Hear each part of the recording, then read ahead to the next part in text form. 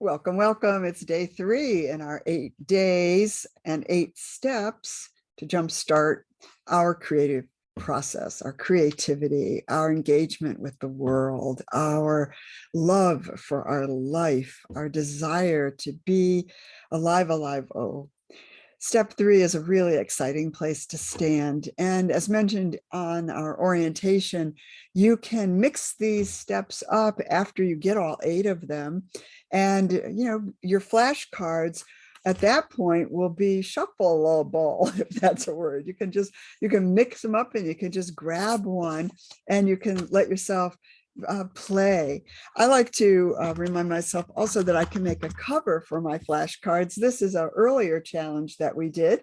And sometimes challenges are repeated because we never accomplish everything that an 8-day challenge offers us. And no matter where we're at in our creative process, again, if we're creating the life that we really, really want to be living at this moment in time, every 8-day challenge that we've ever offered is going to be useful. It's going to be exciting to go back and dip into it. At any rate, I like to make covers. So this is one of my paintings. I just printed it out and made a cover. I punched a hole into the corner, put a little ribbon on it. Even the ribbon has some meaning to me. And then all of my flashcards for that particular challenge are all, in one place. And I can go dip back into them. I could take the ribbon out. I can shuffle the cards up. Got another group of 8-day challenge cards sitting here on my easel over here. And I can open those up and I can take any one of these and recognize that, oh yeah, not only am I an artist, not only am I jumpstarting my creative process, but I'm also an alchemist. I'm also capable of being on the leading edge in this moment in time as a healer, as a not a caretaker, but as a giver of care for all living beings. I can be really engaged. And that's what the world needs from us. It needs for us to be alive, alive, oh, and actively engaged in the way that fits best for our capacity to be true to our own true nature.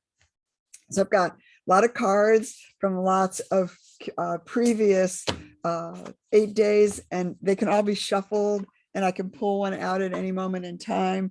And it's really fun. It brings my inner 6-year-old to the surface, and we play together and we enjoy our time together, and we go for walks together, and we review the 8 steps in the different ways that they come through in the different challenges. For step 3 today in jumpstarting our creative process, for this challenge, the word for the day is research. For step 3, we want to be aware that our dream needs legs. We give our dream legs by creating a vision, closing our eyes, and actually visualizing, what would that dream look like? What would that dream feel like? What would be the aroma of that dream? That's all giving ourselves a vision. We're envisioning, we're visualizing. We want to get down to the details. We really want to feel and sense and lean in to the beauty and the wonder of creating this jumpstart for our own process that we might not know what it is today. We might not have a clue. When I moved away from the cottage with my guy and my chickens, gave up my chickens, almost let go of the guy, just about ready to, but not yet. We moved to an estate where I was a caretaker on the estate. And it was a terrific, oh my God, it was just the most magnificent chapter. But before we moved to the estate, I would bicycle over to the estate every Tuesday afternoon. On my bicycle, I had a basket. In my basket, I had rolled up a roll-up tube of that week's drawings, the ones that I had not burned. I would save the best so that I had something to show my mentor at that time. And my mentor at that time was a very amazing fellow. And he lived on this beautiful, beautiful peninsula overlooking Lake Erie. And he had built this estate for his wife as a gift to her. And it was named Casa del Mar. How fortunate am I to have been able to live there. But before I lived there, I bicycled there every Tuesday, and I showed Mr. my drawings, and we laid them out on the floor and he would critique them. And he helped me very, very much to really home in on what was mine. And that's what jumpstarting our creative process is really about.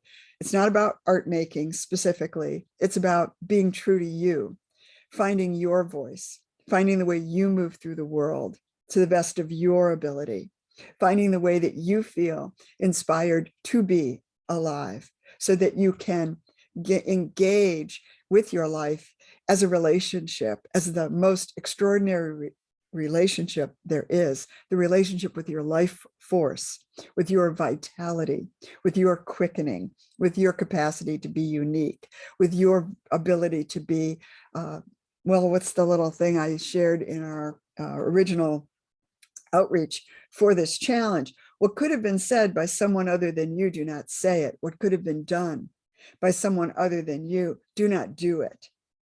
Of yourself, be interested only in those aspects that do not exist except in you.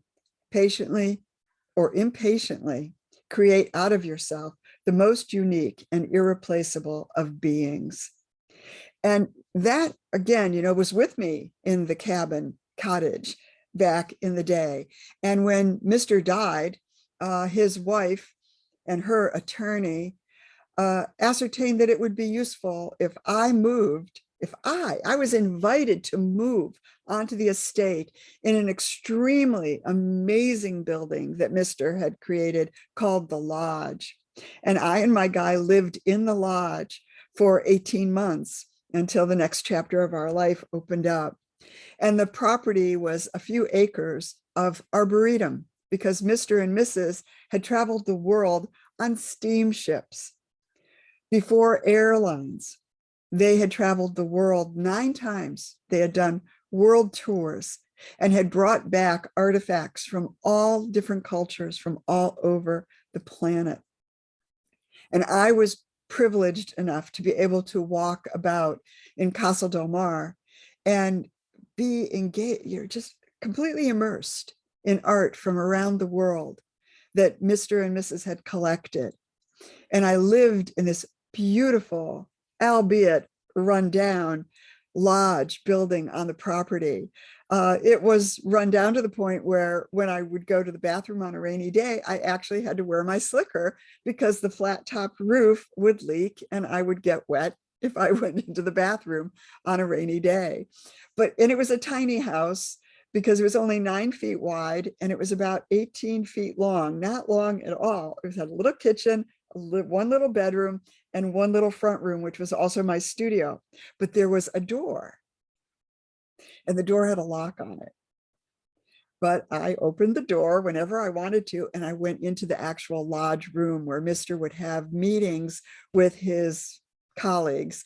And I was actually, and my guy, we were actually living in the servants' quarters from the Wayback Machine when they had the heyday of the estate. So the idea was that I was doing this research through my visits first with Mr., through my work each week in my cottage, then over moving into the lodge, everything changed. And jumpstarting our creativity means that from time to time, we want to be tapped in. We want to be tuned in. We want to be engaged in the idea that we're always doing research. We're always becoming.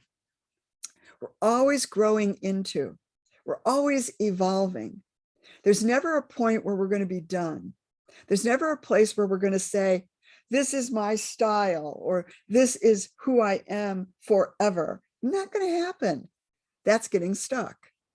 going back to our first day in our orientation, don't get stuck. Stop it when the demons are dancing and trying to make you feel like your life doesn't function the way that it ought to function. Just put the stop sign up and dig a little deeper, do a little research. So today, in staying with the 8 steps in jumpstarting our creative process or our creativity, our attempts to be who we truly came here to be, in step 3, we do research. And so today I brought a little prompt. And again, you know, I showed you some of the ways in which my 8-day challenges have unfolded. And one of the ways is that I've made a whole series of 8-day cards. And I love these cards. They're on one side, they give me a lot of insight and information. And on the other side, they give me a lot of insight and information. And if I go to the 3rd step in this exploration of our 8 steps, research is taking action and asking a question, what would be good here? So let's imagine, you know, that on any given day we get stuck. On any given day, we don't know what to do. We don't know what our dream is. We've lost sight of our vision. We simply ask the question. And again, kind of like old friend, what would you do? We might make a card and we might ask ourselves, what would be good here? And in asking what would be good here, we're taking an action to be true to the me that I am at this moment in time. I can stop. I can take a deep breath. I can take a long walk. I can be by some water, watching the air, the wind, the breeze move across the surface of the water.